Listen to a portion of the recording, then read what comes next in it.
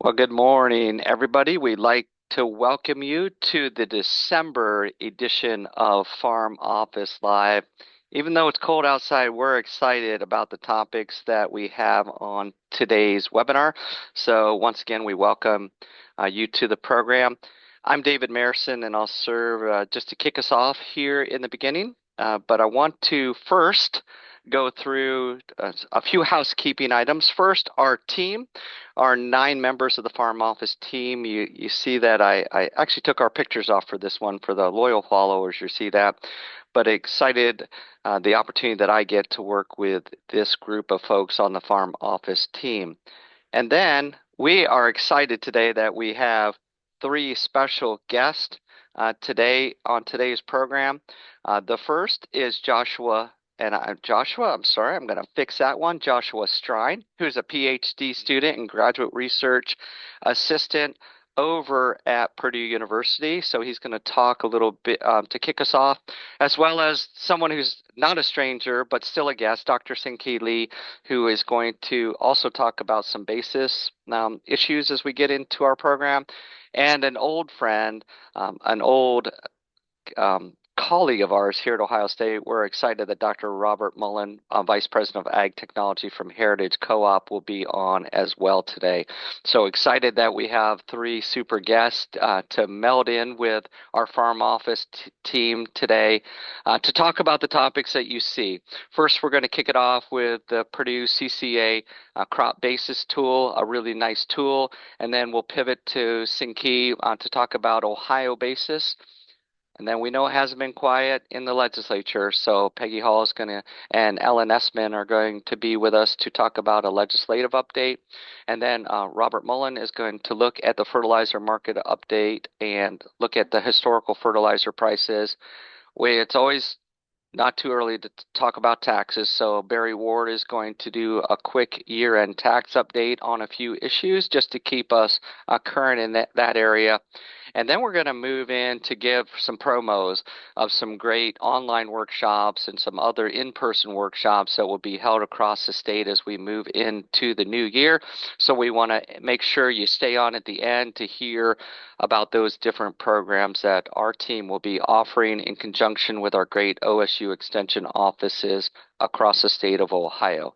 So with that, just a reminder that if you want the slides, go to go.osu.edu/farm office live. You can download those slides. If you want to hear the recording afterwards, know that that recording will be posted as well. And if you have questions, we're happy to answer those questions. We're going to reserve the chat feature to where we can drop in links to you. So if you have a question, just look at your toolbar, go down to the Q&A part, and just drop your questions into the Q&A. We'd be happy to answer those as we go along the way. Now, there were a couple issues that were not on our announced agenda for today because this one just happened this week, but we wanted to alert you that yes, we will be talking more about the Farm Bridge payments that were announced this week. The one-time payments for farmers, $11 billion has been allocated for our row crops, much like the ECAP payments that were given earlier this year, and $1 billion, and so it should be $1 billion, not one bill, for specialty crops. Those payments are expected to be a Valentine's gift. Those payments to producers by the end of February. And there are some payment limitations, which you see there on the screen, but also just one pointer. Now, we believe most farmers have already have all their 2025 acreage reporting done. But just a reminder from our friends at the Farm Service Agency to make sure that your acreage reporting is factual and that it's accurate. A little touch point to have that reported by December 19th. So that is 1 week from today by 5 p.m. So if some producers out there that need to make some adjustments or have not reported, make sure you're touching base with your local FSA office. But I want to let you know, as we learn more about the bridge payments and how that will happen, we're going to have that on our January Farm Office Live. So know that that's coming. And I just want to do a real quick snapshot before I turn it over to Bruce. Know that the 2024 ARC PLC payments, ARC payments, not PLC, because it was just ARC payments, have been distributed. So the producers that have received those should have those in their checking accounts. Know that there was wide variability across the state when it came to ARC corn payments and the ARC soybean payments. You can see the range in there from 0 to 111 on the corn side, 0 to 71. The two counties that I hold near and dear to my heart, Ashtabula and Coshocton, both were zero payments. But there was 85 million for the corn payments, 83 million for the state of Ohio in the soybean payments. Another touch point that we want to make sure that you know about, the Supplemental Disaster Relief Program funding is available right now. And so that is something that our producers might want to check into, and that is for disaster relief, especially for those we're thinking about the drought that happened in 2024. So there's two different stages. Both of those are open. Stage one, know that there are 56 Ohio counties that are eligible for stage one sign up for the Supplemental Disaster Relief Programs. A little later, as I transition out of the speaking role, what I will do is drop those counties into the chat so that you know who they are. So that would be eligible for stage two. And then stage two would be open for those for the sign up has started. That's supplemental. That is for more shallow losses. So know the Supplemental Disaster Relief Program is open. I will drop those links into the chat so that you have them. But no, again, wanted just to put it out there so you know that our team is monitoring this. And then as we come back in January, we're going to take a little more in-depth look at those. So with that, I am going to transition to Bruce Clevenger, and Bruce is going to introduce and talk a little bit more about our featured guest. So Bruce, I'm going to hand it over to you. Hey, great. Thanks, David. Appreciate that. I'd like to briefly set the stage a little bit for this session about basis. Basis is often an important part of what grain producers have in their grain marketing plan. I'll drop this in the chat. Basis is part of that equation that calculates what we see locally as that cash price for corn, soybeans, and wheat. And so my example this morning, my corn example here for December 12th, 2025, locally, our local elevator has a cash price posted for $4.19. That's because the closing of yesterday's futures contract for the March contract was at $4.44.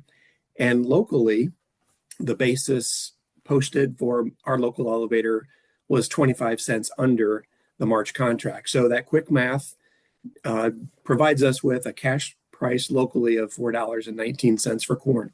And I guess another primer is that basis moving from an example, a minus 25 to actually a minus 10 cents under is actually strengthening.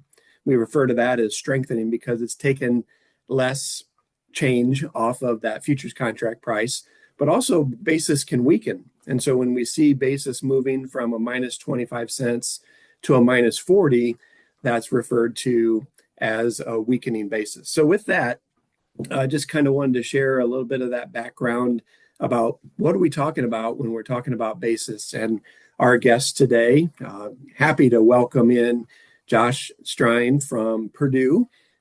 Purdue, as well as has some Ohio State certificate, well, a degree from Ohio State University as well, and is doing some work over there at the Purdue Center for Commercial Ag. And so welcome, Josh. Thank you. Thanks for having me. Excited to be back here talking to people from Ohio. Yeah, tell us a little bit about your position there at Purdue with the Center for Commercial Ag. And you're going to demonstrate for us this tool, online tool called the Crop Basis tool. Yeah. So I'm currently a third-year PhD student over at Purdue, have a research assistantship assignment at Purdue, and a lot of the work that I'm doing there is related to extension research, applied research, and just output that can be used by producers. With that in mind, one of the things that I've worked on is the Crop Basis tool for the last couple of years. And this is, we've kind of introduced what basis is, an opportunity for people to evaluate their local basis over time, see where it currently sits, maybe some trends. And I'll just go ahead. I don't have slides today because I think the best way to explain how to use this tool is to just show you how the tool is used. So let's hope this all goes smoothly. I see the link is shared. So you can access it via that link. And I'm just going to start from the beginning. So if you just search the Purdue Center for Commercial Ag, it should come up right here at the top. And a lot of tools on this website, but focusing on the crop basis tool, if you go along this top row of selections, on the publication and tools, about 3/4 the way down, we have the crop basis tool. And so when you open this tool, there's a lot of data in it. It goes back, I think, 20 years. So it takes some time to load, but once it's up, it runs smoothly. So when you open the tool, this is what you'll see. Maybe for obvious reasons, it always starts in Tippecanoe County, where Purdue is located. But we have data available for Indiana, Iowa, for today, most importantly, Ohio. And we have basis related to corn, soybeans, and then we get into some more specific details like ethanol plants or soybean processors in the Ohio River. And I can touch on maybe a little why we have those and why they're different. But I know we have a discussion of basis following me, so I don't want to get too far into that. So when you come to the tool, first thing, all the selections you'll make are on this left-hand little box of drop-downs. So we'll just start with corn. We're going to select Ohio. And one thing you'll notice is in this list, we have all of the counties in Ohio, but we also have this little regional indicator to its right. And so based on the data we have and restrictions and how specific we're allowed to report it, we have specified basis at the crop reporting district. So what that means is being a little, I don't know, from my experience, I grew up in Marion, Ohio, so I'll pull up the central here, and you'll notice that we have this graph of what basis looks like in Marion, Ohio. But if we go to one other area, we'll select Madison here, which is also in central. You'll notice the plot is the exact same. So it doesn't necessarily matter what county you select. It's just going to focus on these crop reporting districts. Now, when you're doing that, we talked about basis can be negative or positive. What this tool is really looking at, I think most specifically, is those trends over time. There are opportunities to use basis trends in marketing, as was touched on. But you're going to be looking at these different futures prices and how our local crop prices relate to those futures. And we know there's several different contracts. And when you want to pick what basis you're looking at, sorry, you can come down here to the futures contract, and you'll notice that we have a nearby basis, a December basis, March, May, July, September. These are all of the futures contracts for corn. If we do jump over here to soybeans, it operates the exact same. It'll reset some of our selections, but now we have some more futures contracts to look at. So why might we do that? I think if we start back at corn, there's a really good example. If you're looking at nearby basis, anytime we have a cutoff in one of these basis dates, whenever we roll from one basis or one futures contract to the next one that is nearby, we see some really abrupt shifts in what that basis is doing. So if you are looking at your trend of basis and trying to take advantage of strengthening basis, as Bruce mentioned earlier, you may select a specific contract. And you'll notice, and it's kind of common throughout, but we'll see usually over time, not always, and that may be touched on here in a bit, basis that'll strengthen throughout the fall, usually as we get closer to these closing of these futures contracts or expiration, but that doesn't always follow. So maybe that'll be touched on in a bit, but just want to specify how this tool is used. When you're looking at the graph, you'll notice two lines, the black line, which is not all the way across our x-axis, and the blue line that goes the entire length. This allows you to look at and try to maybe forecast where basis may go based on historical averages. So you have the opportunity to look and select individual years. Preset, it is for this year, and compare it against a historical average of as many years as you want to select. For corn, it presets to 3 years. And if I go back up here to soybeans, you'll see that it presets for 2 years. Why, you may ask? That's from some research before my time at Purdue. The former faculty who worked on this determined that in simple averages, those are the best trends to use, but you have the freedom to go in and expand those averages if you so wish. Additionally, if you want to compare a specific, maybe this marketing year to another marketing year, you can also just add another line for a single marketing year. I don't think the tool is easy to break per se, but there are some things that when you are working on it, it will give you some faulty responses. An example is if you have no year selected for either of these, it will not give you a graph because you don't have a selected year or a series to show. Similarly, if you don't have one in the select history historical averages, say you just wanted to compare this year to last year, you still have to put something in this box to be able to show it. So when we're looking at this, I think that kind of demonstrates how the tool is used. I don't know if maybe the audience here would use this feature as much, but another opportunity is you can always download these graphs if you would like. So you would just go up here to these 3 bars on the right, and it allows you to download an image. Additionally, if you notice that we are now past November, so if we do go back to our November contracts, the blue line and the red line for this year go all the way to the end. And that's because once a contract expires, we stop tracking that basis related to that futures contract because it no longer exists. Now, if we jump over here to the ethanol, very similar. The only difference is, again, based on our restrictions and data use, we have to aggregate at the state level. So if you look at the Ohio ethanol, this is the average of all ethanol plants in Ohio. You can do very similar things here with the nearby contracts, changing it to whatever specific futures contract you want to look at. You'll notice that this is normally stronger. There may be some details on why that is, but if you look at ethanol and you want to compare it back to your regional basis, we do normally see a significant difference in what our basis is at ethanol plants, normally positive or stronger than regional basis. You can do the same thing for soybean processor basis. Again, we can't go any more detailed than just at the state level. We see that the upfront average is just based on 2 years, based on the research that showed that this was the best forecast to use. You can still see if we look back, though, that we don't always follow this forecast. So if you are thinking, definitely use that with caution and do your own judgment. And then if we look here at the Ohio River, this one you'll notice you don't have a selection at all for location. And that is because this is an aggregate of both Ohio and Indiana elevators that are on the Ohio River. So I don't remember off the top of my head how many there were, but you can do the same thing here, where now we'll jump back to be allowed to choose between corn and soybeans. And you'll notice that these will change. I don't know if I showed this exactly, but since there are different contracts for these different basis, if you are in soybeans and you switch to corn or vice versa, it will reset to this nearby contract.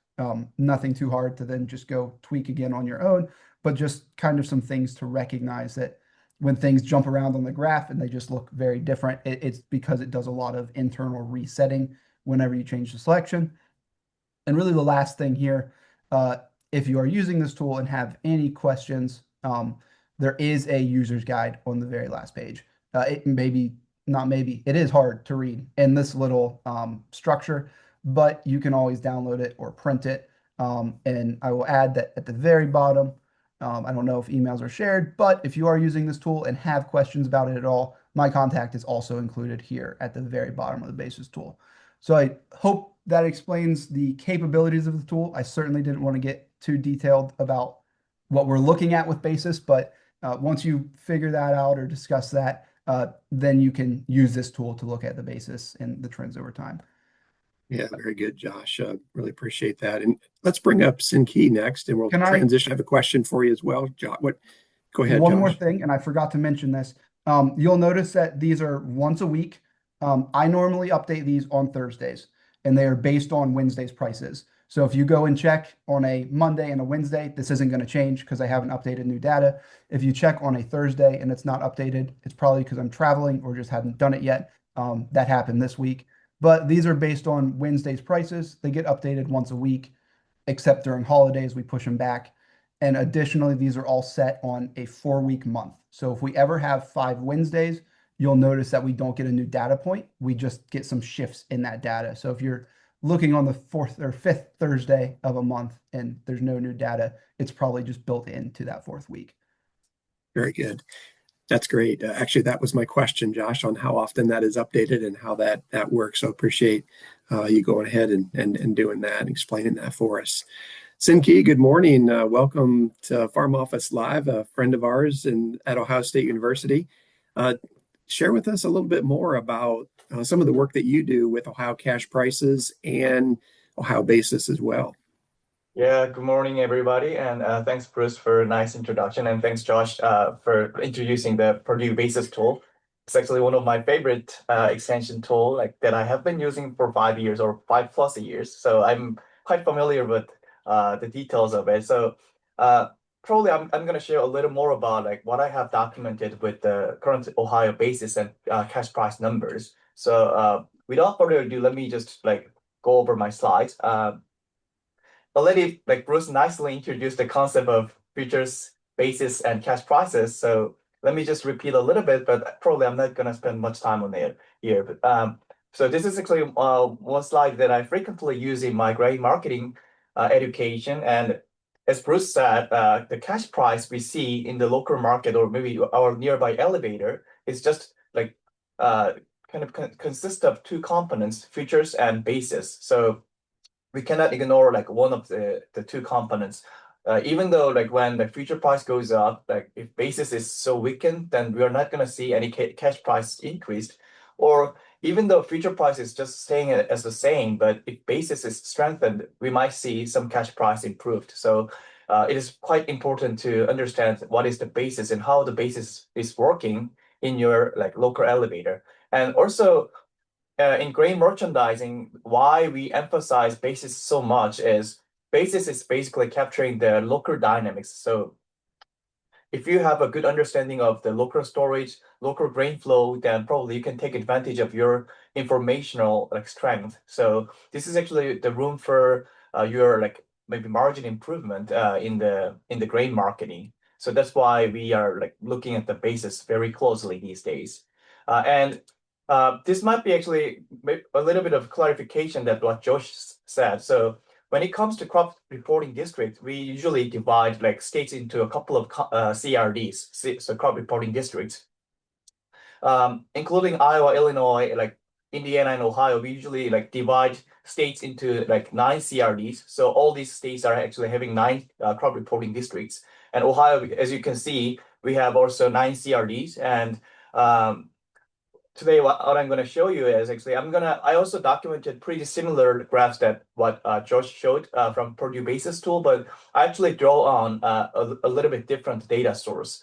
Purdue Basis tool is actually using the DTN data network, which is very solid and strong data network.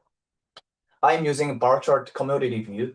I realized that they actually usually have many overlapped elevators. So their data observations are pretty similar, but also when you look at some of the especially southeastern or southern states in Ohio, some elevators are contracted with DTN, some elevators are contracted with bar chart. So I see some of the data points are actually slightly different. So sometimes bar chart couldn't actually capture the data points whereas DTN could capture it. So actually, it's better to take advantage of several different kinds of basis tools or data sources when you are thinking of this kind of marketing. But if you are maybe in the Northwest Ohio or maybe Western Ohio, probably either of the tools might just give you a good sense of what the local prices look like.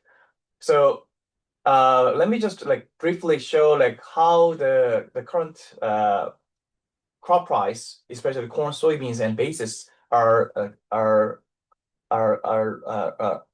they look like these days. So for instance, if I just click Northwest, the CRD number 10, this is the soybean basis and cash prices. I know I saw one question in the chat that like how often we see positive versus negative basis in Ohio, and I think this actually graph explains a little bit about it. This is just what I draw. So actually, like, and I just draw it just 2 days ago, so this is pretty up to date. And of course, for the sake of like visualization, I actually just aggregate them into like monthly instead of weekly. But of course, I could actually even make a daily, but then I couldn't actually denote the data label. So that's why I just chose monthly aggregate. And as you can see, like, and I think this, although this is Northwest Ohio, actually many Ohio CRDs are actually showing pretty similar trends. So as you can see, like most of the month, we frequently see like negative basis. That's pretty default because Ohio is basically net supplier of corn and soybeans. So it is not surprising that we have a relatively weak basis compared to the national average.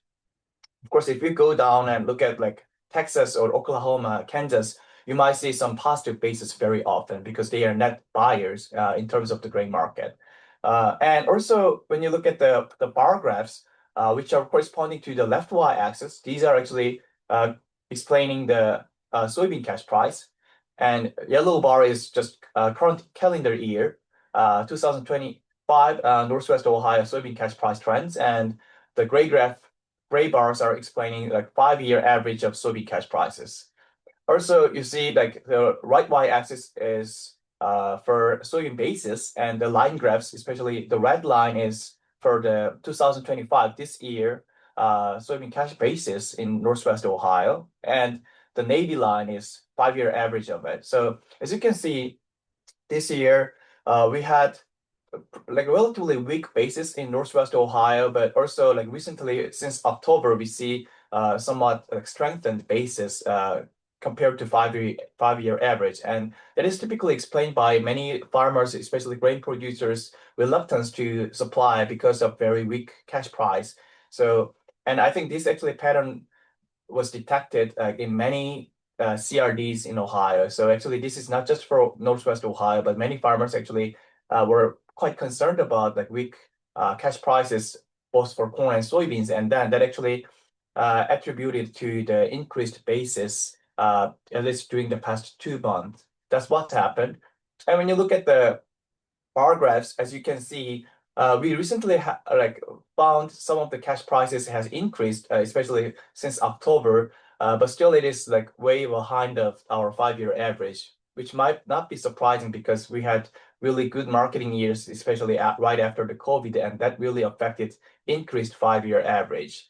So that was the soybean, and for corn, we see somewhat like similar pattern, as you can see. Although the range looks a little bit different, but as you can see, the red line in this graph, the current year, calendar year basis actually has also increased, especially since October, and now it is actually pretty well above the 5-year average. And also that actually helped increase the cash price. So nowadays, the November, for instance, cash price for corn in Northwest Ohio is at around $4.17. So that's just very like brief of like the CRD by CRD, and I'm gonna share this slide. So you're very welcome to just click so that you can check what are the prices and basis trends across Ohio. Maybe you can check your regional basis and price trends here. One thing I want to like note here is because of the data limitation, there's actually not many elevators contracted with the bar chart in this case. So when you just go to the south central Ohio, which is CRD 80, only soybean cash price and basis information is documented. And even as you can see, some of the data points are missing, mainly because of the lack of data points here in this case. So if you see some of the weird data patterns here, that's mainly because of the lack of data collection, because especially that is pretty pervasive when it comes to Southern Ohio, like in this case. And this is also the same issue. When you look at the Southeast Ohio, you see the gray bars are like very high at some point, and then since September they are not very high because the data points are kind of somewhat like unstable. So sometimes elevator contracted and then they just dropped out, and then the other elevator joined. So that's why you see some of the fluctuation, and that's why this is not really complete 5-year average. So that really made and resulted in this kind of somewhat a weird pattern in the cash price. So please take that into account when you are reading this slide. Finally, I want to just remind you some of the public data sources that you can also easily check. So this is actually USDA, like Ohio branch. They provide daily grain beans for at least for like Northwest Ohio, Toledo area, and Ohio River, like Cincinnati area. So I also like put the URL link here, so you can actually just click and find the information. And the key strength of it is this is actually just yesterday's Ohio Daily Grain Beans report that is released from the Ohio USDA here. It's just daily updated, so and highly credible, so which is great. You see the market close prices in the futures market first posted at the top, and then you see some specific grain cash prices posted in the table here. So you can actually just check it.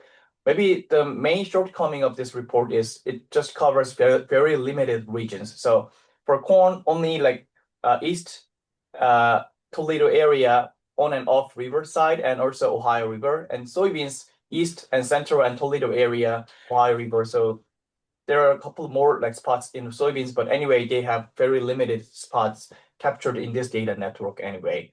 And finally, when you look at this is actually another pretty useful website that you can actually check, especially when it comes to the logistics and transportation issue. And also, actually, this is relatively new tool provided by the USDA, which is the Grain Price Basis and Transportation Platform. And as you can see in this screenshot, you can actually very easily click and get the figure and download it. So it is quite useful to see and quickly check the price trends of Ohio. But this is usually providing state level trends. So that's somehow limitation, but also you can check a lot of freights, barge rates, truck rates, those kind of transportation logistics information from this web page. So just feel free to take advantage of it. With that, let me finish my presentation. Well, thank you, Senki, and also thank you, Josh. Thank you for answering the question that came in there on the chat. And just as an encouragement, the purpose of this today was that so as producers and advisors, we don't forget to observe basis separately from futures price, because basis has its own risk and opportunities in our grain marketing plan. So we'll turn it back to I think Peggy might be up next. So thank you very much. Yes, I am up next. I'm trying to get my screen to switch here. So if you can bear with me for a moment. It's time to switch from econ to law. And I've been following what's going on down at the State House. Sorry, I can't seem to get my screen to pull up. Hold on just a moment. I don't know, I might need someone else to help me out here, guys. If you need me to share, Peggy, I can do that. Yeah, I don't seem to be able to do that. And this is why I was working on it beforehand. There you go. I have it up. Okay, we good? Yep. All right. Thank you. Thank you very much.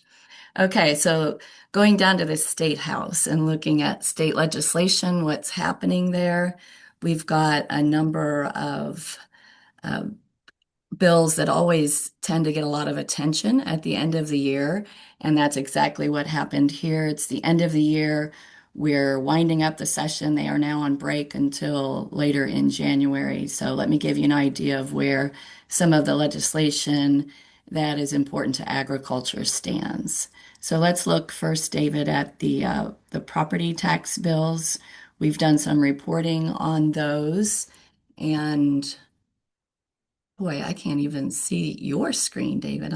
I've completely lost the Zoom.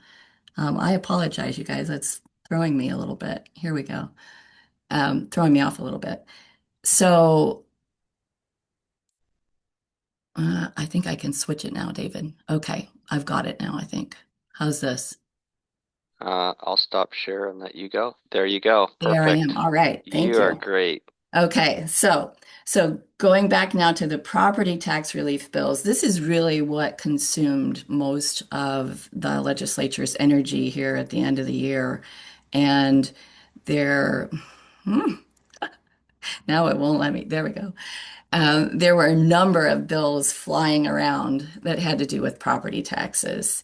And so we have covered some of those on our Ohio Ag Law blog. There's one more that passed that we'll be taking a closer look at. But here's the first three. There were a set of five bills, actually, that were delivered to the governor just this week.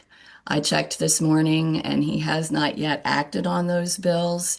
He says that he wants to take a closer look at them and then compare them to the work that his property tax reform group has been doing. So we might not hear anything for a few days here on whether the governor is going to accept all or use some of his veto power on any of these bills if he feels that doesn't align with what his committee and his leadership is looking for. Now, I don't claim to be a school district property tax expert at all. And I've been lucky to have Ellen Usman's help as we've tried to parse through these bills and understand what they're doing. But that is really where most of these bills have focused right off the bat, looking at school district millage. That's House Bill 129. We have some changes to what's called the 20 mil floor for school district property taxes. This legislation would allow some of those other types of levies that we see, like emergency or incremental growth levies, to be included when calculating that 20 mil floor. And that 20 mil floor is the bottom floor that school district funding can't fall beneath. So that ensures them at least that amount of funding. So when we're calculating that 20 mil floor, these other types of levies will now be included. They were excluded previously. So that's HB 129. Going over to 186 also has to do with school districts, and that gives some property tax credits for owners who are in a 20 mil floor district, and it would basically limit an increase in the tax revenue that could result as they move around on that floor. As I said, I don't claim to be a property tax expert, but hopefully this gives you a little insight into some changes that will affect some of our school district tax amounts coming through. And then we have HB 309. That affects our county budget commissions. Those commissions have authority over millage in this bill. They would allow them to reduce the millage on any voter-approved levies that the commission deems to be unnecessary or excessive revenue. So that could create some changes too in property tax amounts. And then HB 335 would be the inside millage bill. So that one limits that inside millage collection to the rate of inflation, and that requires that county budget commission to adjust that rate during a reappraisal or an update. So that is intended to also bring some relief. And then finally, we have HB 124. You can see these are all coming out of the House under the leadership of Representative Johnson, and doing a lot of work in trying to bring these bills through as a package. HB 124 affects property tax sales assessment ratio studies and requires the Ohio Department of Taxation to consider only a representative sample of property sales when conducting those sales assessment ratio studies. And they do those to adjust or equalize our proposed property values.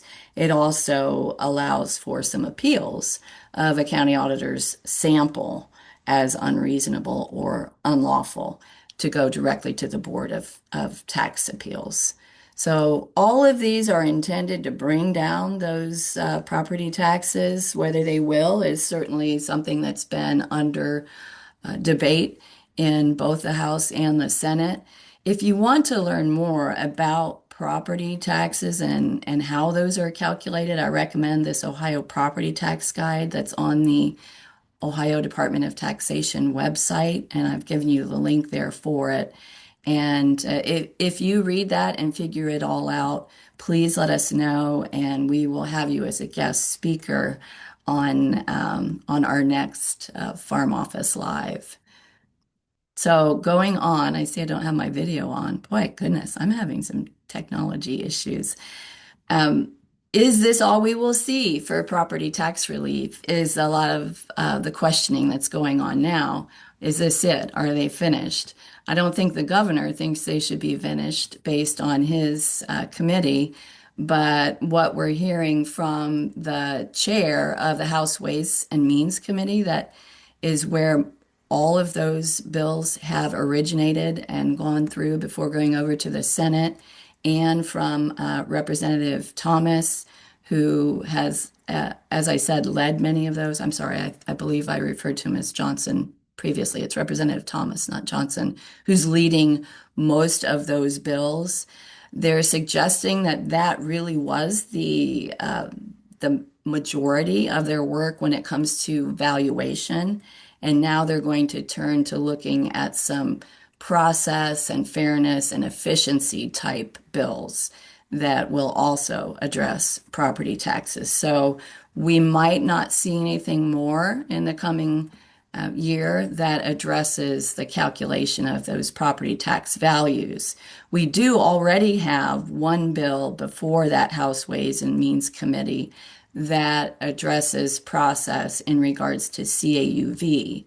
Now, this bill does not affect the calculation of CAUV values, but it does make quite a few changes to the CAUV provisions and to that program. And that bill was introduced November 5th. It is before that House Ways and Means Committee and has not yet had any hearings. But keep in mind, there are a couple dozen bills before this committee, so these bills are expected to move slowly. There are going to be, under this proposal, several changes to the procedures that we use for CAUV. So it would remove that annual renewal application that we all have to fill out and send in. That would go away. Once you apply, you're in, and you don't have to annually renew for CAUV. And also, it requires the auditor to make that filing of the application available electronically. There are some other process changes, such as allowing a single operation that has land that is not contiguous in two or more counties. They can just file one application. So again, efficiency, ease is what this bill is focused on. The auditor has to provide notice of the soil types and the CAUV values to landowners in a reappraisal or an update year. And the auditor can also value residential property and what's deemed wasteland property below CAUV values. So those are the kind of process changes that we would see at that county auditor level. And then there are a few changes to eligibility for CAUV. There would be an allowance of continued CAUV eligibility for land that is lying fallow. There are already some fallow provisions in the CAUV program. This would extend that kind of eligibility to any land lying fallow due to a federal disaster or state emergency declaration. So that land would continue to qualify for CAUV. And then also going back to those contiguous parcels, this would allow contiguous land that is incidental to the primary agricultural use of property to qualify for CAUV as well. And that would include areas such as driveways and barn areas, farm market areas. Apparently there is some confusion and a range of ways that auditors are dealing with those parcels. So this would ensure that those are included in the CAUV calculations. And then finally, there's a change that would allow non-contiguous tracts that are part of a single operation again within one or multiple counties. Those tracts can be combined to meet that 10-acre eligibility for CAUV. So a lot going on in that bill. No hearings yet, just shuffled over to the House Ways and Means Committee recently. So we'll see what happens with that, and we'll certainly let you know. Then there is one other CAUV change that we might see through Senate Bill 285 that was introduced October 8th. And the first hearing was held October 28th, but there's been nothing since then. We reported on this one last month for you. It would exempt the H2 Ohio type land and those kinds of activities that are taking place, conservation practices on land. It would make sure that they are not subject to CAUV recoupment penalty if that is deemed to be a conversion of agricultural production into those conservation practices. So that one seems to be stalled for a moment. That's over in the Senate. One bill that we did have go to the governor this week is that imitation meat and egg product bill that we've reported on previously, House Bill 10. That is now in front of Governor DeWine. He's not yet acted on it. That would prohibit any food processing establishment from selling food that the law would deem to be misbranded. And misbranded food would include food that's branded as meat or egg, but does only contains manufactured proteins or fabricated eggs, but uses that labeling on the package as meat or eggs. That would be deemed misbranded, and our food processing establishments would be penalized if they sell that misbranded food. It would also require our Department of Education to adopt some policies to prevent the purchase of those misbranded products, and would also affect our SNAP program to make sure that those types of misbranded foods are excluded from SNAP if the federal government would allow for those purchases. So that's the imitation meat and egg bill, and we expect the governor to sign that bill. There we go. And now moving on, we also have the community energy program that has passed since we last reported on it. It passed November 19th. It is now over in the Senate. That's House Bill 303. And that's the one that creates that kind of net crediting program for community energy facilities that would allow customers to directly subscribe to those alternative energy sources that those facilities would rely upon. And it would also establish a community energy pilot program, a small program, 1,500 megawatts, and some of that would need to be located, would be encouraged, incentivized to be located on distress sites, or, as many people ask us all the time, why can't we locate these on commercial or public sector rooftops? This would encourage that kind of location for these community energy facilities. So that one is now over in the Senate's hands, and we'll keep an eye on that to see if it goes anywhere there. The other one you've heard a lot about from me is the carbon capture and storage bill, House Bill 170. That did pass the House in October and is now over on the Senate side, was referred to the Senate Energy Committee October 15th. So a little bit of quiet coming from this bill over in the Senate. Not immediate action on it, but we'll see if in January they take this up. This would allow for those carbon capture and storage injection wells in Ohio that would sequester carbon dioxide in pore space beneath the surface. And we have had many landowners contacted about pore space leases. This is why. They're looking to start compiling these CCS projects and use those in that carbon capture market. There are a number of changes in here that would clarify how that would happen from a property law perspective in Ohio, as well as from the oversight of those injection wells by the state, the ability to compile storage projects or unitization or pooling, as we call it, and then some requirements in there for how those projects would be closed and how liability would transfer after closure. So we're keeping an eye on that one. We expect it to move. I thought it would move sooner than it has over in the Senate.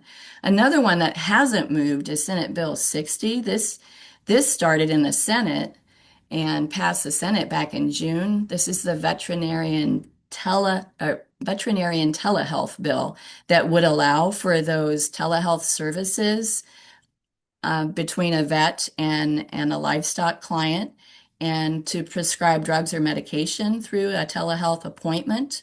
And there are a number of parameters around that. I'm oversimplifying a little bit here, but interesting to me that it passed the Senate back in June, but still hasn't moved anywhere in the House Ag Committee. It's been there since June 18th. So another one to keep an eye on. And I've not reported on this one to you before, but I want to highlight it now because it did pass the Senate in November. This would make some pretty significant changes to our oil and gas laws. Those kinds of changes have not occurred since the onset of hydraulic fracturing in Ohio. So this would make some pretty good changes. So I'm starting to keep an eye on that because it did pass the Senate and it's now over in the House. I give you a little bit of what's in there, quite a lot in this bill, a pretty lengthy bill, but it does seem to be coming from the perspective of expediting a lot of oil and gas activity. So I'll keep an eye on that and let you know what happens. There have been a number of changes to it in the Senate, and the talk is that there will be a lot more changes in the House. So I don't want to go into too much detail until the House starts working on this bill. Peggy, I don't Yes. want to interrupt you, but the veterinary telehealth was rolled into the budget bill. Ah, Yeah. thank you, Ellen. So some Thank you. That's okay. Thank you for reminding me of that. Can you explain that just very quickly? It didn't die. I thought it died. It was reinvigorated and inserted into the budget bill. So it is good, right? Are you Yeah, there? Okay. sorry, Still there? my dog is Okay. barking and I don't want to subject everybody to that, but yes, Okay. it was a little bit changed, just like making it more strict, but Okay. Wonderful. Thank you. Thank you. All right, so let's go on to the Micro Enterprise Home Kitchen Operations Bill, which is often referred to as the Food Freedom Bill. That one passed the House in November, and it's now over in the Senate. It's had a lot of controversy. Not everyone happy with the food safety aspect, so it was changed quite a bit before passing through the House. And I think there is a higher level of comfort now with allowing these micro enterprise home kitchen operations to sell and deliver homemade food items that are produced in the home. It expands the types of food items that can be produced in that way. But before it passed the House, those types of items were scaled back a bit. And so we're going to see some of those higher food safety risk items pulled out of this bill if it continues through the Senate. So that's over there in the Senate side. And then the last two bills we've not seen much activity on. Senate Bill 287 had its first hearing in late October after being introduced in October. This is the one that would create the Farming and Workforce Development Program for training to eligible individuals who would work in seasonal crop employment, and it would also appropriate money for that program. That program, if it would go through, would be implemented by OSU and CSU Extension. There was one hearing on that, but that's all that we've seen so far. And then we've not had any hearings on the second bill proposed by Representative Hudson, or by Senator Hudson, which is Senate Bill 288, the Food and Agriculture Policy Council bill. That one was referred to the Senate Finance Committee, but nothing has happened on that. It would create this Food and Agricultural Policy Council, appropriate money for that council, and expect that council to make some recommendations to the General Assembly about our food systems in Ohio and to advocate for the health and wellness of our citizens through those food systems. So that one is not seeing much interest yet.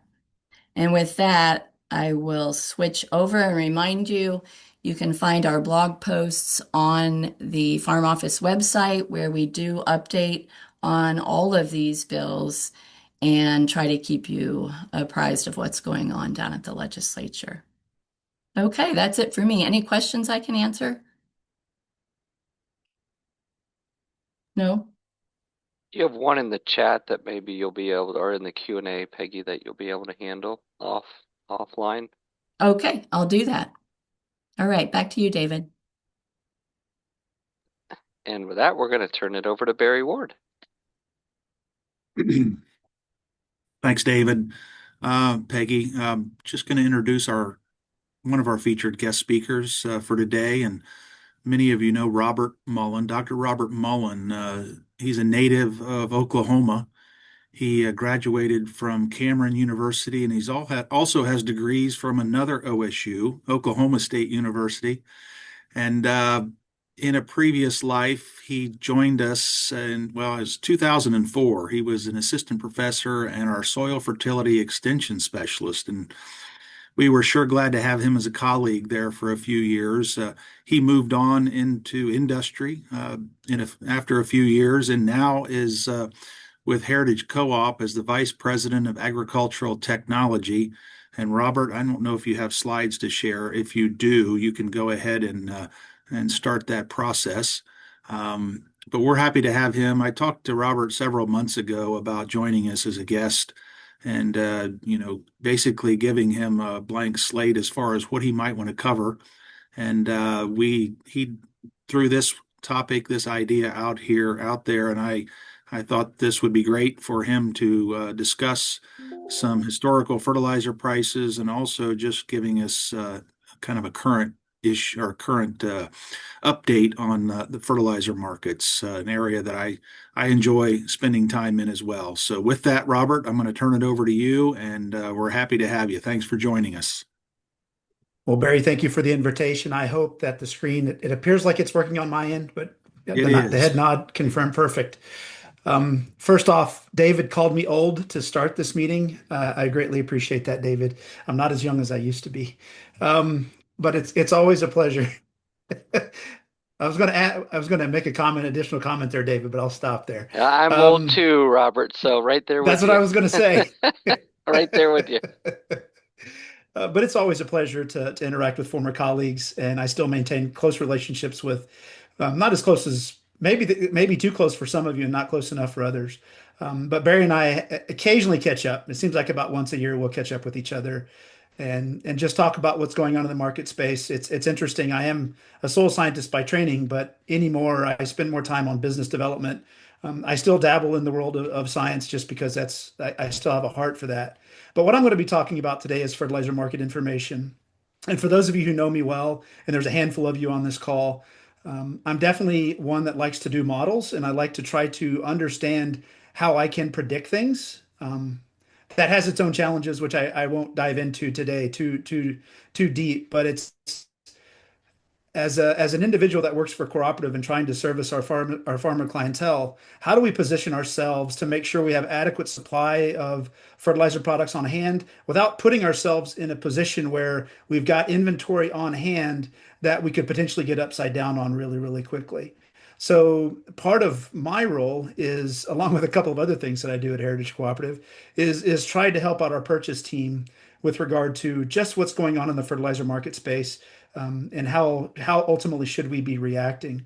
And I'll tell you, it's got some mixed results, which probably shouldn't surprise anybody. I want to talk a little bit about where we are today with regard to fertilizer prices. Just a really quick snapshot look at at where we are. I'm a trend person, so I worked with a lot of economists in a previous life when I was director of agronomy for a very, very large fertilizer manufacturing company. And they like to look at things in 5 to 7 year chunks. And I'm like, that's not long. I prefer 30 year. I want to look at something over a long duration. And the reason I primarily do that is it gives me the opportunity to develop potentially some ability to predict what might happen in the future. Again, if I did that really, really well, I would not be working for Heritage Cooperative, and I'd be joining the Farm Office Live Here group as an independently wealthy individual from Southern Florida. So I obviously don't do this very well, but it is something that I spend a fair amount of my time looking at. And then once we get past what it looks like today, what did it look like historically?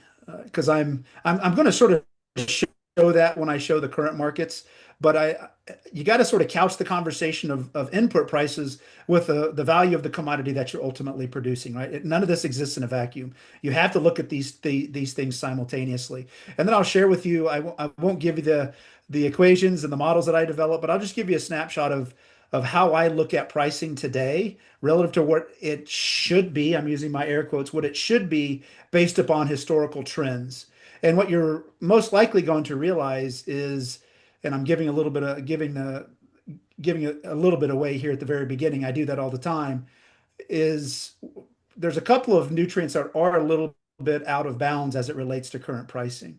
And how is that going to affect farmer behavior? How does that affect heritage behavior with regard to position? I won't be able to tell you all of those things, but just to give you an idea of just how out of bounds some of these prices currently are. And then I can't talk about fertilizer industry without spending a little bit of time talking about what's causing the disruptions and the changes and the lack of traditional relationships that we're seeing today. What is causing so much of this deviation from what we think is the norm? And I am a scientist, and I've said this a number of times. Average is a mathematical representation that very rarely matches reality. But unfortunately, we live in a world of averages. So what's causing some of these deviations? I'll talk a little about geopolitics. You can't help but when you talk about the fertilizer market. I won't spend a lot of time talking about tariffs and CVDs, but again, it does influence what's occurring here in the domestic market. I will talk a little bit more about cost to produce of resources. That's driving at least some of what we're observing, specifically on the nitrogen side. And then just sort of a look forward as to how does this market develop? How does this change? What are the next big disruptors? Again, this is my attempt to look at the crystal ball and try to figure out what's going to happen at the retail level if we see some dramatic changes in the supply side based upon the maritime industry's desire to displace carbon-based fuels and move to more of an ammonia base. What does that ultimately mean for agriculture? What does that mean for us as retailers? What opportunities and what options do we have as we move forward over the next 30 to 40 years in this industry?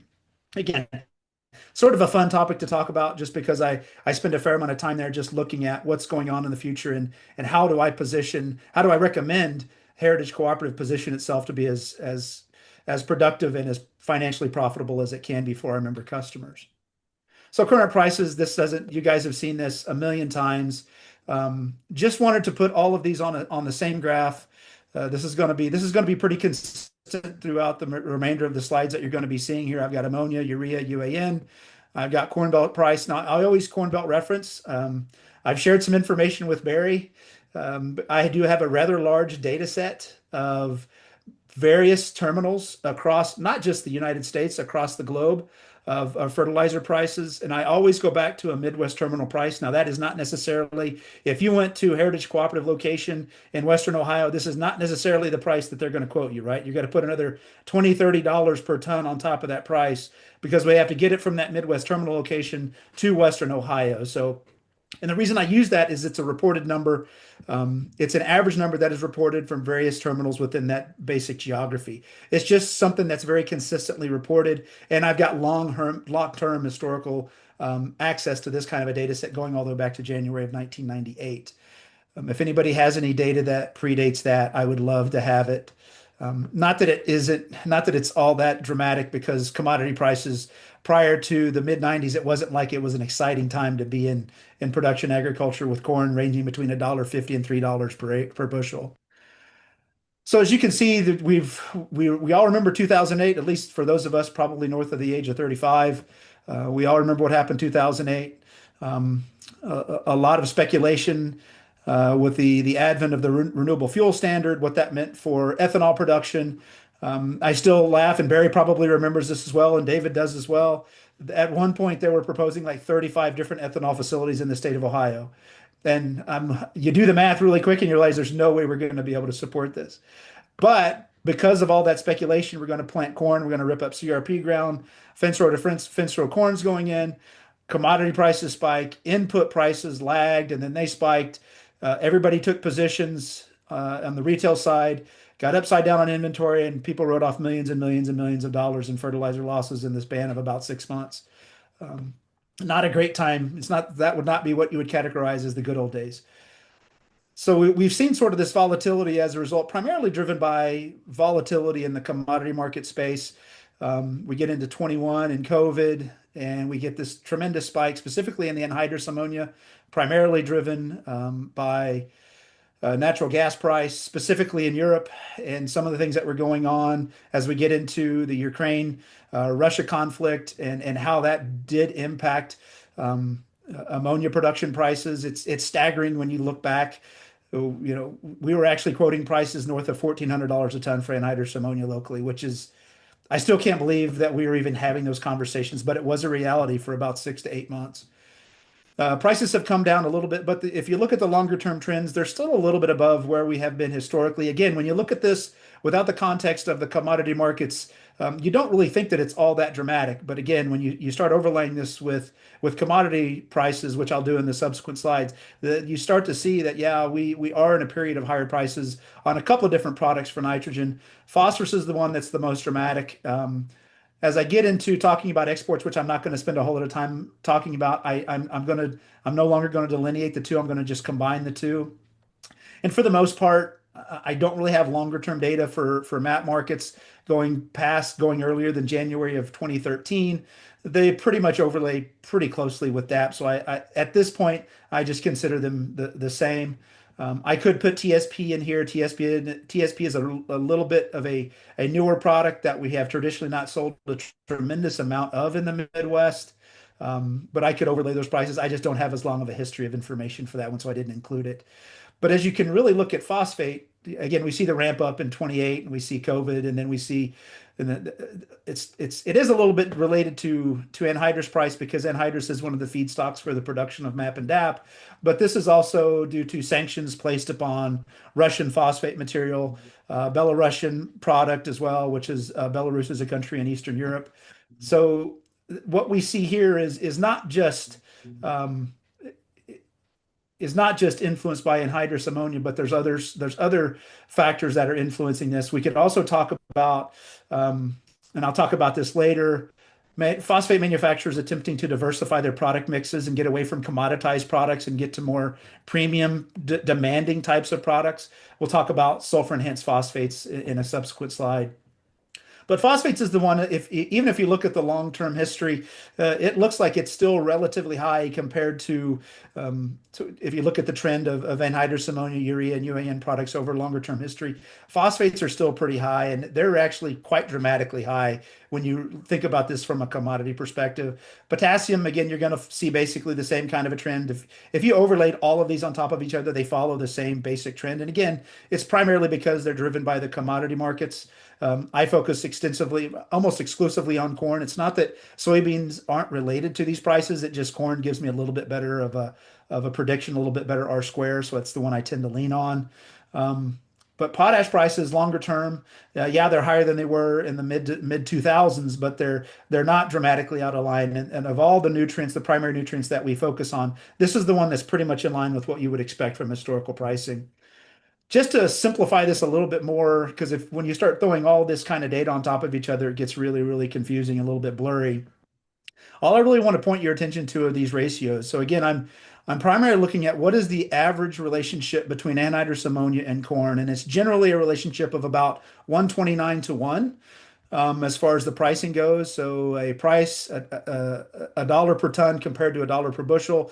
Historical average is about 129. Today we're at about 165. Again, I am a statistician, so I look to see how often does that actually happen over the course of the data set that I have at my disposal. So over 332 months, it's happened 48 times. It's not unheard of. It has happened with some frequently, but it's not with some frequency, but it's not something that happens all the time. Urea and corn, 88 to 1. Is the traditional average. Today we're at 126 to 1. This has happened even fewer times in recorded history, at least for the length of this data set. And then UAN is typically about 67 to 1. Today it's 99 to 1. That's only happened 20 times in 332 months. So the observations of the pricing today being a little bit higher than what we're accustomed to based upon the relative history of the data set that I have at my disposal. Yeah, these prices are a little bit higher than they probably should be. This is the one that's really staggering. This is DAP and MAP. Historical relationships about 112 to 1. Today it's 214 to 1. MAP is 211, again, a shorter history. One time, the observations that we have today for these prices we've never seen before relative to the commodity markets. So again, phosphate prices are relatively high. We'll talk a little bit about why that is here in a couple of more slides. But this is the one that has our attention. It's influencing farmer behavior. Purchasing patterns this fall have responded to this, and it's not just something that is happening in the state of Ohio. This is happening across a lot of the Midwest. So there will be a little bit of a correction. As we all know, I'm surrounded by economists. I am an economist as an undergraduate for my degree. High prices take care of high prices. Eventually, you're going to destroy enough demand that in response to these higher prices, they're going to have to back off if they want to continue to sell that commodity. The question becomes, how long does this happen? And again, with the tightness of supply, if I could predict that, again, I wouldn't be working at Heritage Cooperative, but at some point, there's going to have to be some level of a reset. How deep does that reset occur? How far do these prices fall? Again, I don't have great insight as to what that is. Potash, not terribly exciting. 88 to 1 is the traditional average between potash cost and corn price. It's 97 to 1 today. That's happened about a quarter of the time over the last, 27 years. So this is something that I put together. I have my own little model that I run. It's all based upon current corn cash price. And this is what is the expected price based upon my model. Again, a statistician, so I bound that within a range. I'm assuming I'm using a 70% prediction interval. So for anhydrous ammonia, based upon long-term historical trends, at this commodity price, anhydrous ammonia should be about $500 to $650 a ton.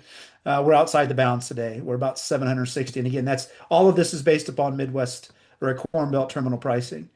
Urea expected price about 387, range bound from about 340 to 430. It's a little bit outside the range, but it's not as dramatic as you see for anhydrous ammonia. And what's really interesting when you look at the delta today that exists between anhydrous ammonia and urea, there's typically a pretty good spread between those two on a price per pound of nitrogen. That's narrowed very, very considerably, and it's likely to affect some farmer behavior with regard to nitrogen source that they do select, because anhydrous ammonia does have a little bit higher dollar value associated with the application rate or with the application of that product. UAN should be about 295, range bound about 260 to 330. Again, outside the bounds of what we'd expect that price to be based upon historical trends. DAP and MAP way outside the bounds. We would the high end of the scale should be about 540, 590, and we're at 705 and 698, so $700 a ton. Potash is the one that's pretty much in line with what we would expect based upon long-term trends. So what are causing these changes? What's ultimately occurring? Again, I'm going to look at this over a little bit longer time scale. I'm not going to spend a whole lot of time on this. No surprise if you look back to the early 2000s, and that's when a lot of this global change really started to occur. You look at the additional acres that are coming online in countries like Argentina, Brazil, China, India. They're dramatically ramping up their agricultural production systems, clearing land, increasing demand for fertilizers. That's great if you're a primary nutrient manufacturer, but for a mature market like the United States, we're no longer the tail that wags the dog. The commodity market space on the fertilizer side is primarily driven by China, India, and Brazil. We do have our influence, but it's not as dramatic as it once was. So we're more of price takers than we are price makers at this point. So as you look at Argentina, this is the stuff that staggers me as an agriculturalist and a soil scientist. In 1961, Argentina had 35 million acres in production. They're up to 90 million today. I'm sorry, this is 2023. FAO data isn't necessarily up to date. 1961, Brazil, 65 million acres in production. Now they got 240. They've increased their agricultural production base by 4x in the last 80 years. Staggering. Sorry, 60 years. China, 337 million acres in 1961, 457 today. India, 372, 537 million. The United States, we went from 215 million to about 246. There's obviously some fluctuation in these numbers. But again, it's just an illustration of the fact that the agricultural production base from a lot of these global competitors for fertilizer products has changed dramatically, increasing their need and demand for primary fertilizer inputs.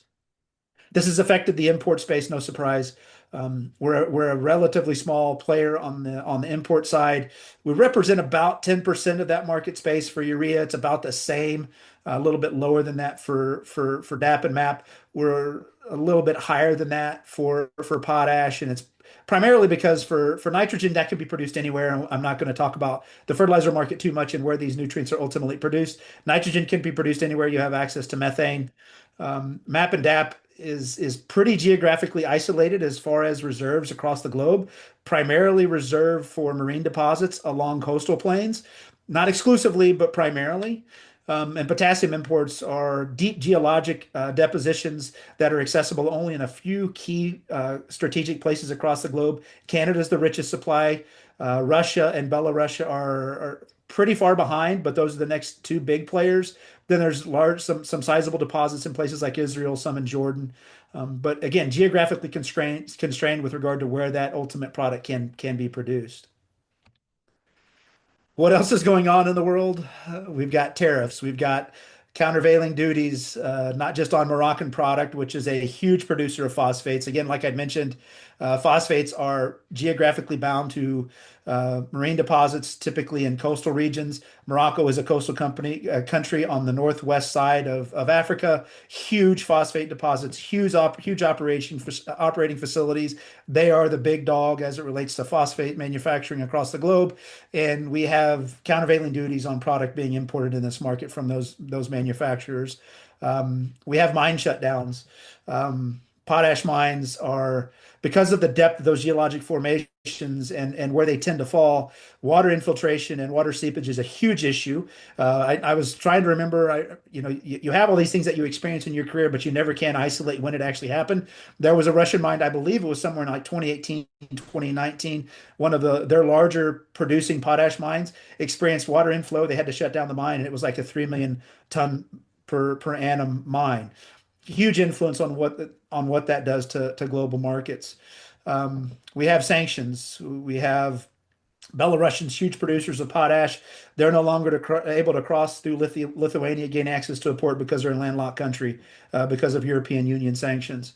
Yara is cutting their nitrogen output because gas prices in Europe are high. This is from October of this year.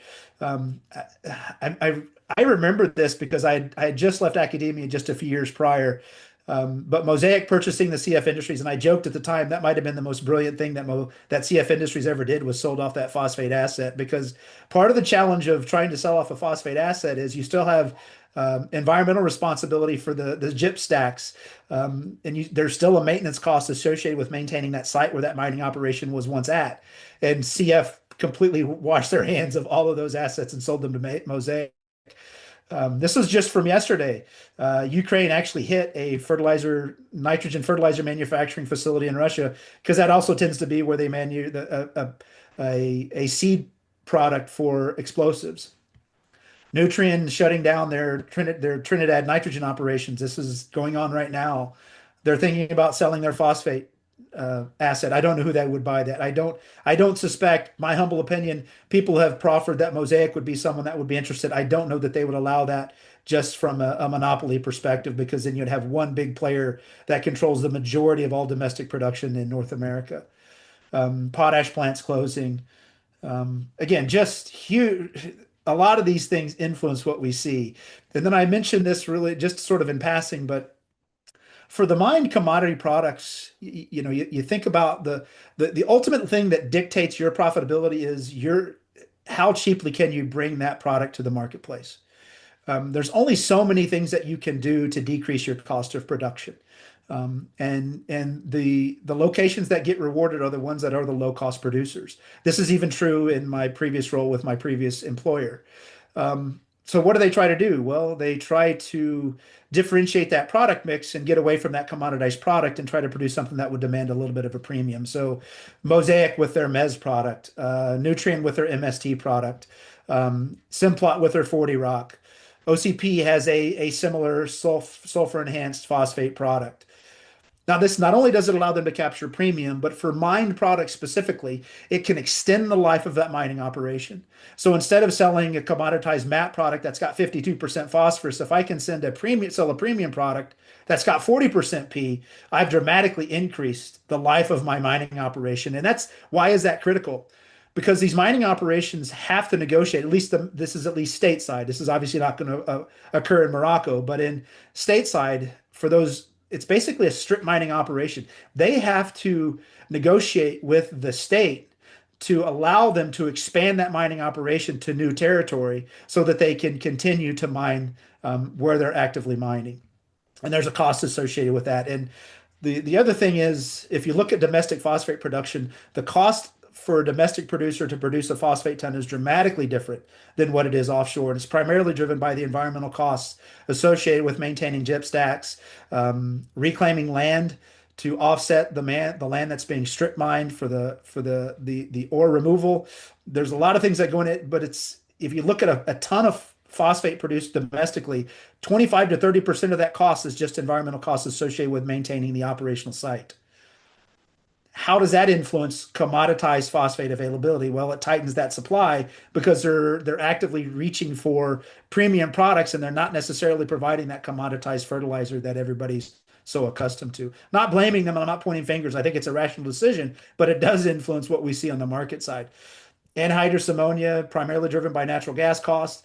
Again, living through 2022 to 2023, staggering numbers for cost, at least in Europe, for natural gas as high as $116 a million metric BTU for natural gas, which is a staggering value. And I've done the mathematical equations to get that adjusted to a number that we're much more familiar with than this side of the pond.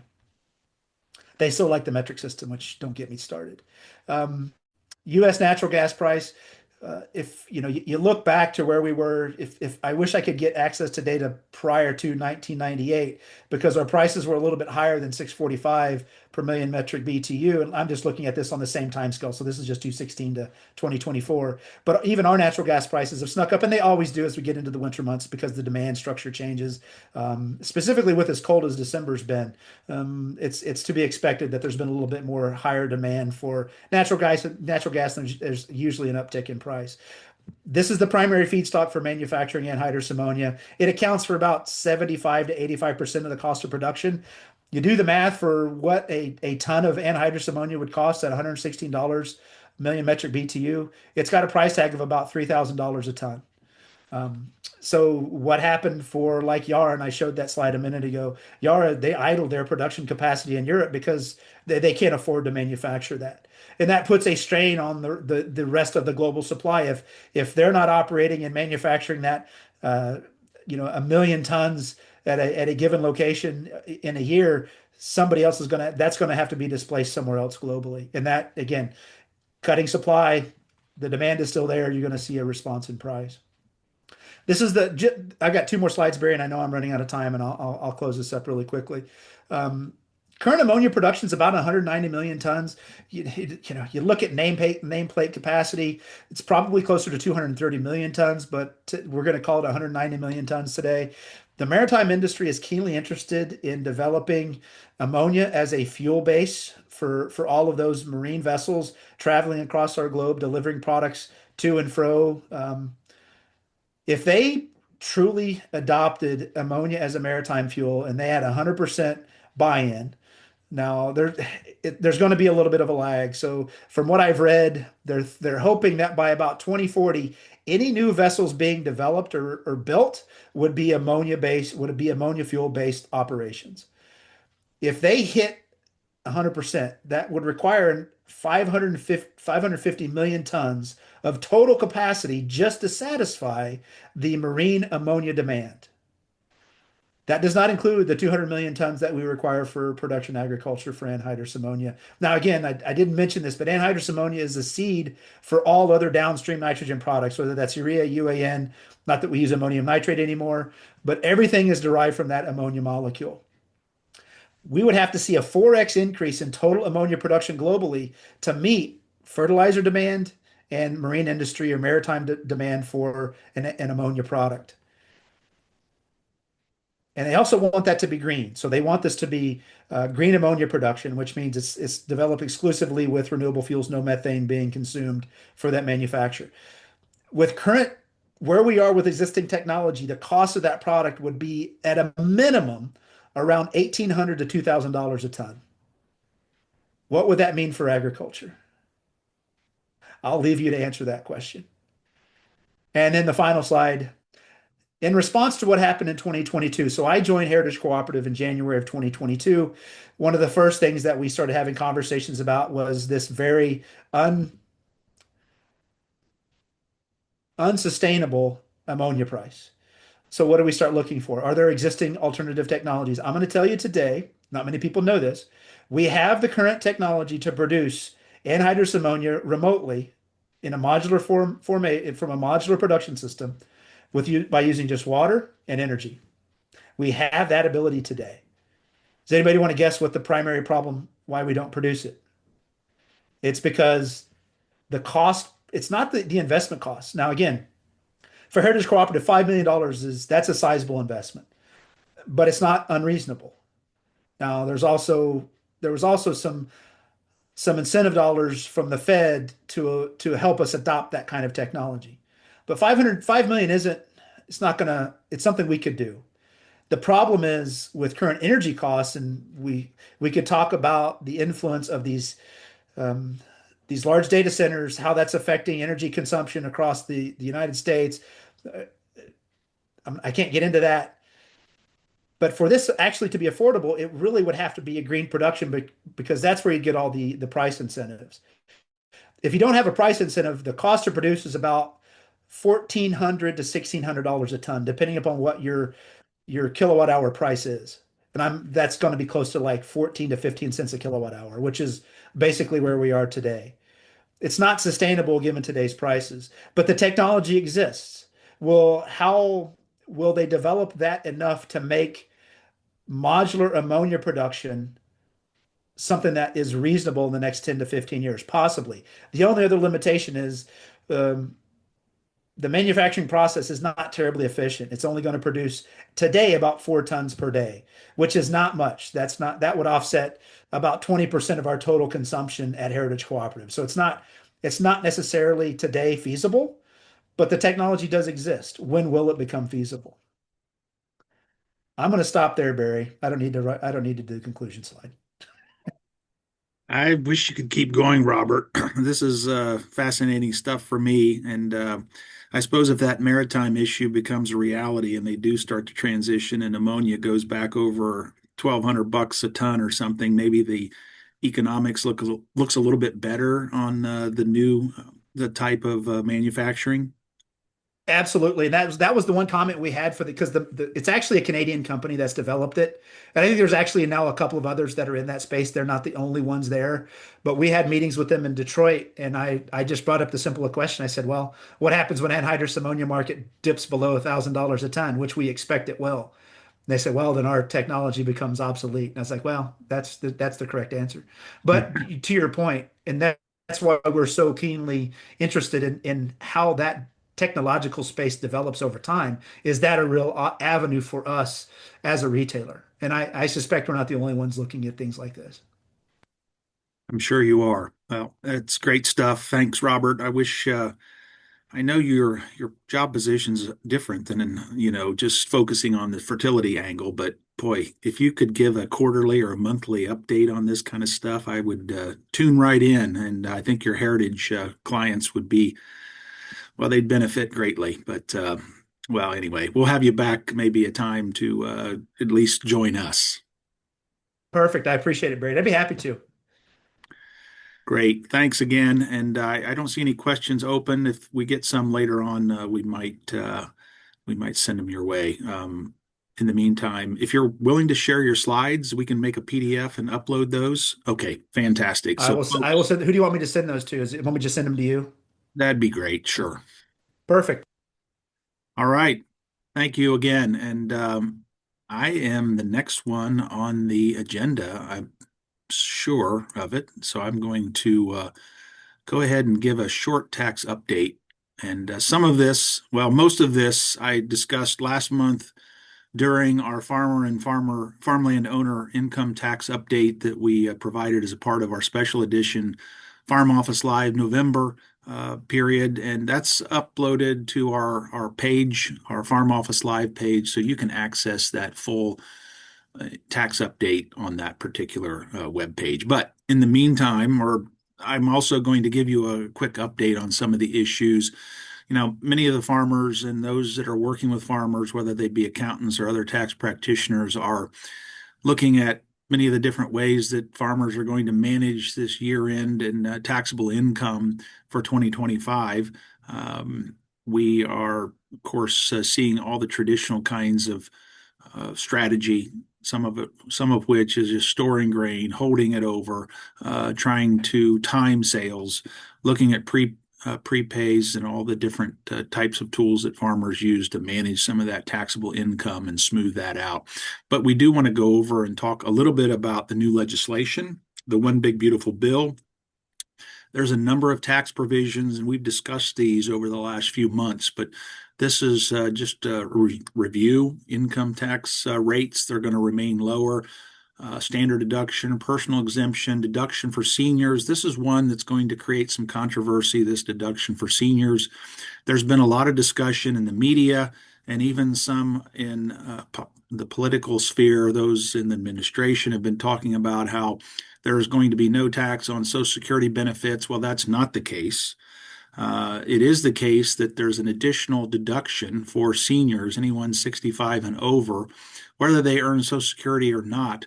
They're going to be able to add this $6,000 additional deduction to their tax return. So that is in the place of no tax on Social Security. That is what we're going to have to deal with for this year through 28.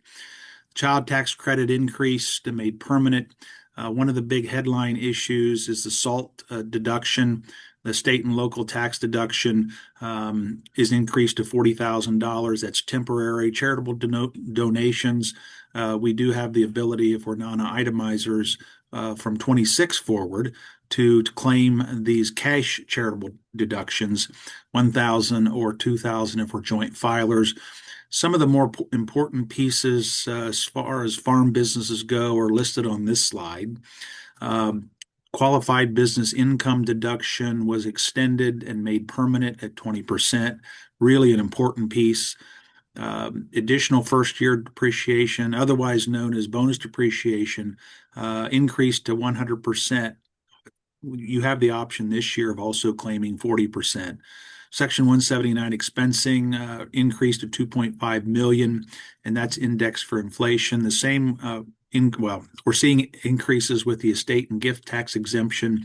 This was a real concern going into the discussion of this bill earlier this year.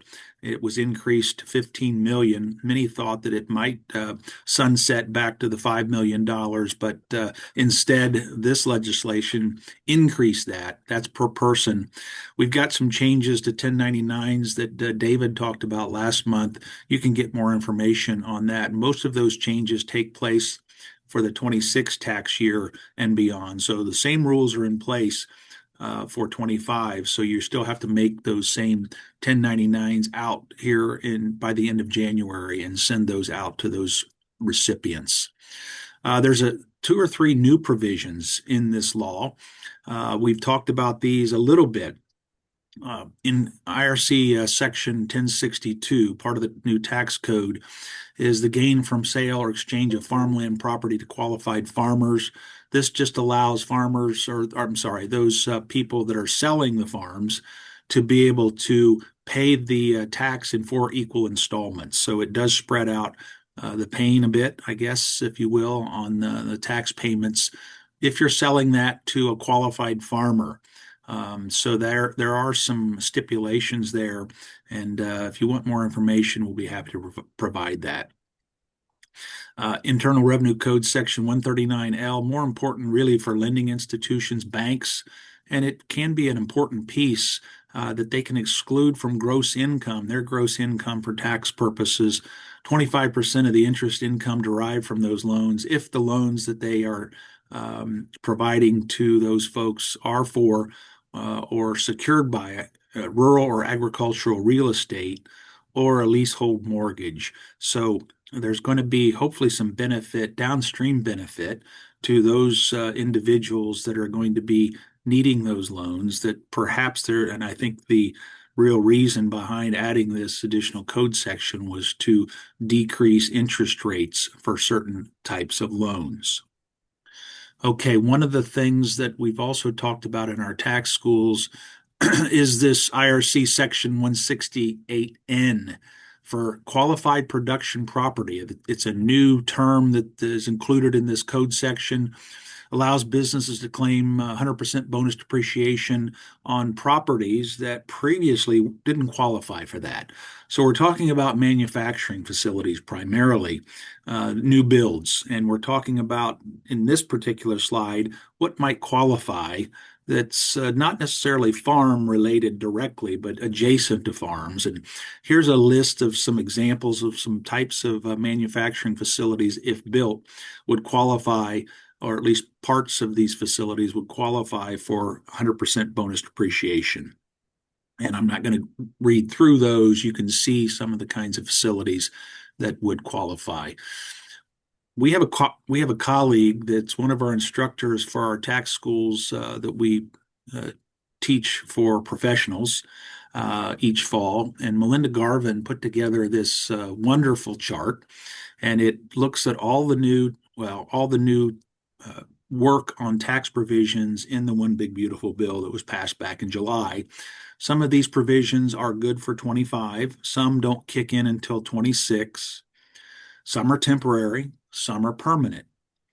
And here is a nice list in the next 2 slides of a review or a quick kind of a quick look at some of these provisions, most of these provisions that are going to be meaningful for us as taxpayers. All the way from the SALT cap that you can see perhaps here at the top, and talking about how this is temporary only from 25 to 29 tax years at $40,000, and then it sunsets back to $10,000 after that tax year. Many of these things we've already discussed in this brief review and also in previous reviews and previous Farm Office Lives. But this is a really nice way to summarize these provisions. And there's 2 pages here. This is another thing that we will post out to the website as well. One thing that I want to talk about again is the residual fertility deduction. It's also known as the legacy fertility deduction or the excess fertility deduction. There's all kinds of terms for this, and it's getting a lot of discussion and disagreement in the farm press and in the circles that work on tax issues. The promoters out there continue to be aggressive, contacting farmers, contacting tax practitioners, and trying to entice those individuals to really look at being aggressive and taking a deduction based on what the fertility is in that particular farm that they might have purchased or inherited. And I'm going to present 3 different ways that you might look at this. There are different levels of risk depending on how much spice you want in your tax chili, as my colleague also likes to say.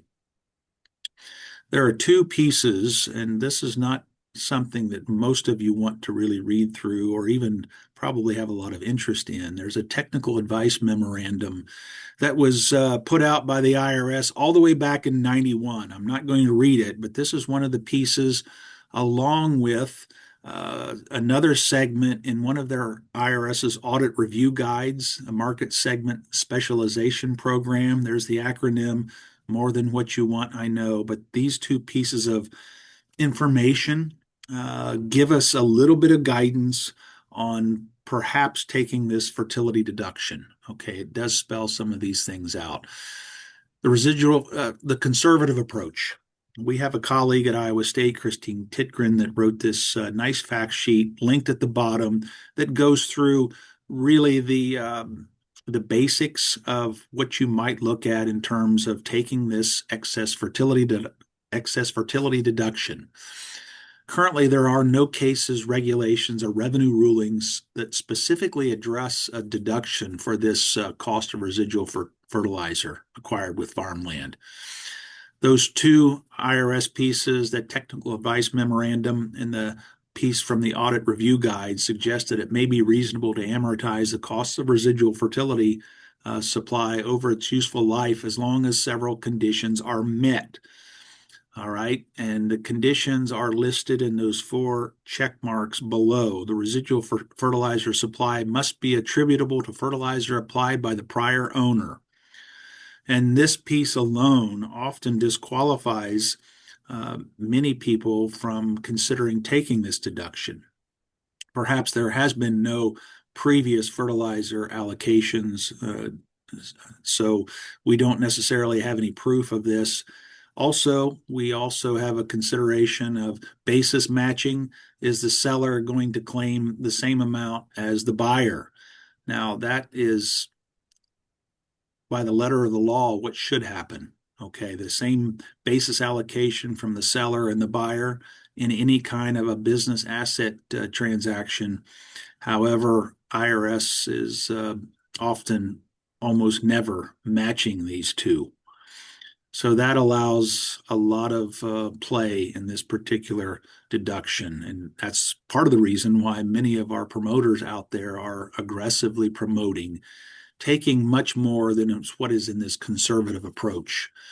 Of course, the taxpayer must show that the residual fertilizer supply is declining. That's one of the keys. Are you using it up? Has to be the beneficial owner as well. So I guess there's just 3 points that I wanted to make there, not the 4th.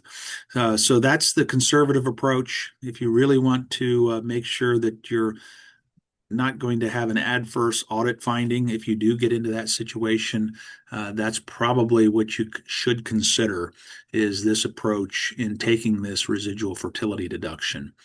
A moderate approach, one that we've discussed here the last couple of years, is probably going to be a low risk of adverse audit finding if that were to ever occur. Probably raises the level slightly.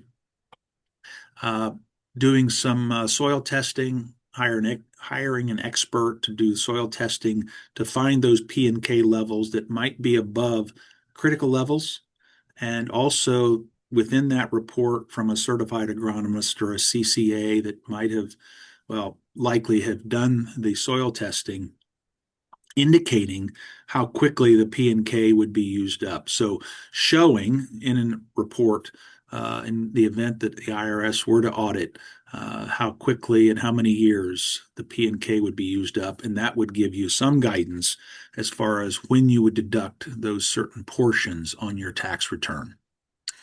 The more aggressive approach, and the ones that promoters are really out there promoting, is really maximizing this fertility deduction based on more aggressive benchmarks, claiming not only macronutrients such as P and K, but also micronutrients. Looking at deductions where really it's hard to prove any fertilizer applications were ever made to the land. And we're talking about pasture here and some other kinds of farmland that it's really difficult to claim even manure applications within the last 10 or 15 years. There's also this push by these promoters to claim not only this fertilizer deduction on recently purchased or inherited farmland and those tax returns that are still statutorily open the last 3 years, but also going back 10, 15 years and use a change of accounting to claim deductions on those prior acquisitions. So that's really aggressive, we feel, and based on some of our colleagues' work, it's really out of bounds. So you can take that for what it's worth. The point probably is that it's probably going to be pretty risky. There's a high risk of adverse audit findings if you were audited and took this deduction without considering, what the prior applications might have been. Okay, so with that, I am going to, I think, that is the end of my talk, and I'm going to turn it over to David. Appreciate your thoughts on the taxes. Of course, we last Farm Office Live. If you go to the farmoffice.osu.edu/FOL Farm Office Live, you can see the recording of the entire 2 hours on taxes. It was riveting. So there's a chance for you to go watch that if you would like. And as we wrap up today, number one, we appreciate you all being on here. But before we do, we want to talk a little bit about winter programs and some classes. So a few of us are just going to share some things that are coming up in the future. And we're going to try to drop some links into the chat as well as we go here. The first is the Planning for the Future Your Farm workshops. Those will go on in 3 different manners this winter.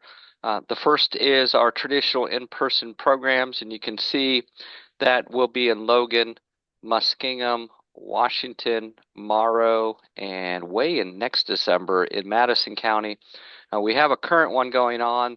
We kicked off last evening. I taught up in Lorain County, and Robert will be going up and teaching next week for the Lorain County as we wrap up 2025. But know that if you go to the go.osu.edu/farm succession, you can see all of these.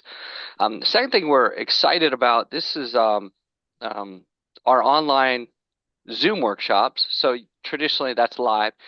Robert and I would be giving those in person live over Zoom, usually in February. This year we moved them to March. So March 2026, 2nd, 9th, 16th, and 22nd or 23rd. You can get on and see those. And we have a brand new online Scarlet Canvas course, which allows you to take the course. There's over 15 hours of material in this online course where you can get on and do it from the privacy of your home. And then if you want to connect to Robert and I on the workshops, you can do that. So both that link is there. And then I want to alert we have many, many professionals that join us on this Farm Office Live. Just want to share details of the Certified Farm Transition Coordinator training. So we are inviting our folks in from the International Farm Transition Network, and that is a group that does a Certified Farm Succession Coordinator. So these are for ag industry personnel, accountants, attorneys, extension educators, farm coaches, financial advisors, mediators, tax professionals. We teach you how to be a good farm succession coordinator to walk folks through the succession, the transition process. So on the screen, you can kind of see the training details. That's going to be way in April 20th through the 22nd is limited seatings for that. So that is going to be in person in Worcester. So that we have dropped into the chat for you more details about that. If you have more questions about that, don't hesitate to drop me a line or give me a call. And with that, I'm going to switch to Bruce for the online grain market. Thanks, David. Always excited to talk about grain marketing and some continued efforts in really providing some education for grain marketing across Ohio. Recalling back, we've done a couple of years in 24 and 25, some 2-day in-person classes, workshops, you might say, pretty in-depth. They were called Basics of Grain Marketing, but they really helped people dive into the skills necessary to put together a written marketing plan. There's still continues to be no better time to refine our skills in grain marketing to get the most out of, well, knowing our cost of production in a tight margin scenario, as well as implementing several of the tools out of the toolbox of grain marketing. So continuing on with grain marketing efforts, the online course, and this is a self-studied asynchronous, meaning you can pick this course up and do it over the course of a period of enrollment and open session. So next week we'll be opening enrollment December 15th for the Basics of Grain Marketing course online. And you can see there the list of topics that are going to be scattered throughout 12 modules. A total, I estimate, about 12 hours of committed time to not only the videos that help teach and learn the subject matter, but also the practice and the knowledge gained and the self-checks and the process of going through and practicing what I'm learning on this course while I'm in the course. And so this course is going to be a certificate course, and the winter session will end April 15th. And so we can have open enrollment and engaging in this. This course is going to cost $159, and it's really a competitively priced course to learn many of those skills within grain marketing. Very excited to have this roll out as another opportunity for our producers across Ohio. And then, David, we're excited also to kind of, again, roll out another opportunity to really dive into some specific, unique commodities, organic grains. This is not necessarily the small or very small producer, but this is our people that are in commercial ag that are very interested in having a niche or identity preserved or specialized portion of their grain production be in an organic premium production. And so this January 7th and 8th, 2026 Grain Conference, hosted by our colleague Eric Reeker, really invite all of you that have an interest in learning more about, well, what does it mean to be a commercial organic grain producer, from the production, but also the economic side of that in our arsenal of production here for Ohio. And lastly, just to identify and reiterate, really the fundamentals of farm economic, farm management, finances, the farm on course. This checks a lot of boxes for those that are entering into the business of farming, but also those that are already in the business of farming.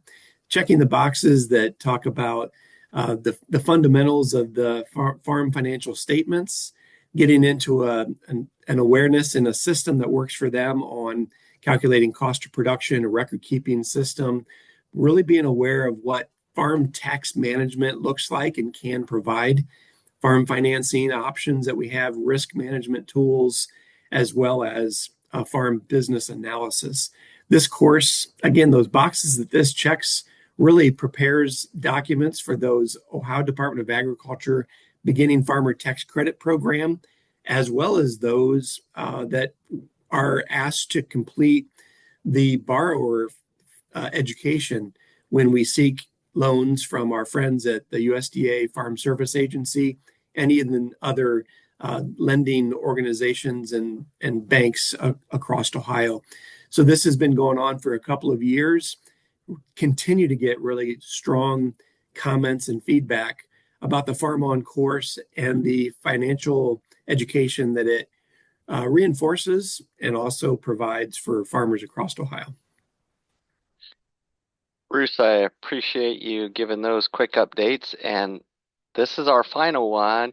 And our superstar, Peggy, was part of a team that developed the Food Business Essential course, which is a course out there for food entrepreneurs or people that want to sell food that they raise on their farm or make in their home, or they maybe want to package off the farm. So that includes cottage foods, baked goods, canned foods, meat, poultry and eggs, and other products like dairy products or maybe pet treats or cider. So there is a really, really nice, actually it was our first online course coming out, part of our team helping to put that together. Peggy, along with Garth Ruff, beef specialist, Emily Marison, family consumer sciences educator, and Nicole Arnold, food safety specialist for Ohio State, put this course together for folks to take. It's a real popular course. In fact, you can't find a better bargain at $25 for this course. Lots of great things in there for the food entrepreneur, someone is looking to market products direct to consumers or through retail locations. Cost $25.